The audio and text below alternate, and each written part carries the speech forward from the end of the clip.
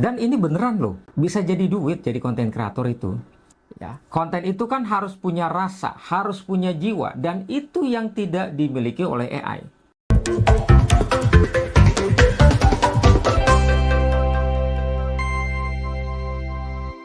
Kalau kalian masih berpikir hanya kita saja yang ingin menjadi konten kreator di Indonesia, ya kalian salah besar. Ternyata ada lebih dari 12 juta orang di Indonesia yang jadi konten kreator. Setelah gue cari-cari, ternyata data ini adalah data terbaru. Ya bisa dibilang sekarang itu lebih dari 12 juta orang yang jadi konten kreator aktif di Indonesia.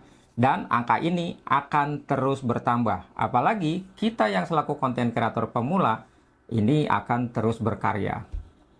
Setiap bulannya, di Indonesia itu memang selalu makin bertambah konten kreator. Hampir sekitar 1 juta konten per bulan ini ada di Indonesia, dibuat di Indonesia. Dan ini bukan kaleng-kaleng, artinya bukan hanya sekedar mengupload saja. Kenapa makin banyak orang yang ingin menjadi konten kreator? Karena konten kreator ini bukan cuma sekedar hobi saja, tapi konten kreator ini kan bisa jadi profesi. Dan profesi yang tentunya bisa menghasilkan. Dan ini beneran loh, bisa jadi duit jadi konten kreator itu. Bahkan 64% dari data 12 juta lebih tadi, pengguna media sosial di Indonesia, mereka ini siap menerima bayaran atau menerima penghasilan dari konten-konten yang mereka buat. Dan setengahnya lagi, ternyata banyak juga orang yang rela keluar dari pekerjaan rutinnya, pekerjaan kantornya, hanya untuk jadi konten kreator. Dan mereka fokus menggeluti dunia konten kreator. Nah, ini menjadi salah satu tantangan terbesar bagi kita konten kreator pemula. Kenapa? Karena makin banyak orang yang jadi konten kreator, makin berat juga persaingannya.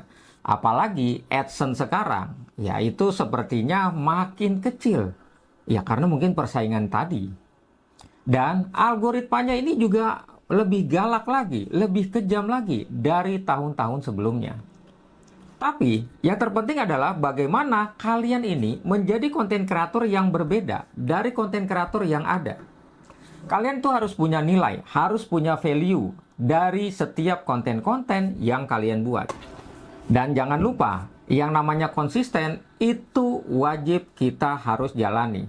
Masih ada kok tempat yang cocok untuk kita menjadi konten kreator. Entah kalian mau di TikTok, di Facebook, atau di YouTube. Tapi yang terpenting adalah bagaimana ketika kita bikin konten ini, kita bisa memberikan sesuatu yang berbeda dari konten kreator yang lain.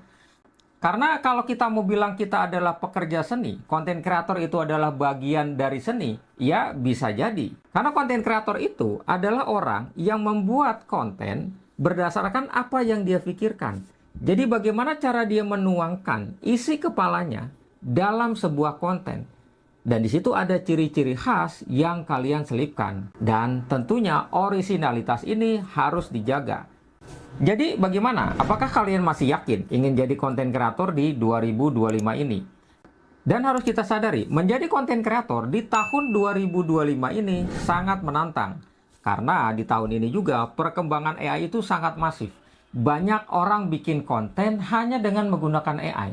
Tapi yang harus kita sadari, ya, konten itu kan harus punya rasa, harus punya jiwa, dan itu yang tidak dimiliki oleh AI.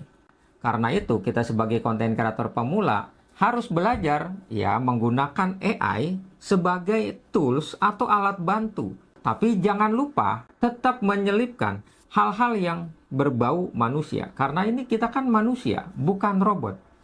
AI memang bisa membantu kita dalam mencari ide konten, membuat skrip, tapi tetap saja rasa dan jiwa itu harus ada datang dari seorang konten kreator. Dan konten kreator itu kan harus punya misi.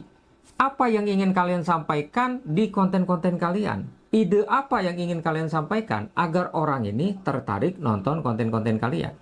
Apalagi kita konten kreator pemula yang kita ini belum dikenal orang. Dan orang belum tahu siapa kita. Jadi teman-teman, di tengah makin canggihnya AI, kita jangan lupa bahwa dalam membuat konten, yang namanya rasa dan jiwa, dan ini adalah karya seni. Kalau kalian setuju konten itu adalah seni, coba kalian tulis di kolom komentar. Dan dalam pembuatan konten itu apakah kalian dibantu AI atau kalian murni semua tanpa bantuan AI? Gua Rian Panjalu, sampai jumpa di konten selanjutnya.